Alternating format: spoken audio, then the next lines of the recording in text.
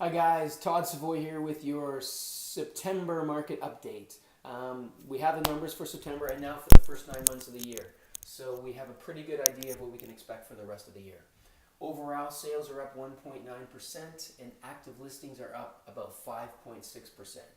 What does this mean to supply and demand in the months of inventory? Well, if we take the sales and divide into the active listings, that tells us how many months of inventory we have. This determines if we have a buyer's or a seller's market. So 4 to 6 months is what we call a balanced market. Anything above 6 months is a buyer's market, and anything below 4 months we call a seller's market. So right now we're sitting at 3.1 months of inventory in the Toronto Real Estate Board, which has not changed dramatically from last year where we ended up at 3 months of inventory for the year. So we're still in a very much a healthy market. So despite everything going on, the stress testing in January, the foreign buyers tax, the 4 different interest rate bumps we had in last year, we're still, or the last 18 months we're still in a healthy market and we are trending in the right direction. So, just as a point of conversation, Toronto has the second healthiest market right now in Canada, Ottawa being number 1. Now, looking at specific property types, the market is weakening the most in the detached segment of properties in the 905. The higher price a detached property is, the more inventory we have in that segment, and therefore the more crucial pricing and presentation is to get that property sold and have a successful sale.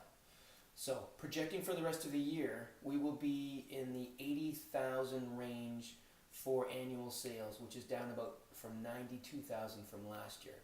So, still a pretty healthy mark when you look over the past 10 years. It's still a pretty healthy amount of annual sales. Here's some important points to remember for buyers and sellers. For buyers, the rates are expected to go up. So you should be working with a lender right now to not lock down a solid commitment. Buyers also need to be aware that in the segment of semi-detached, condos, and townhomes, we have about 2 months of inventory.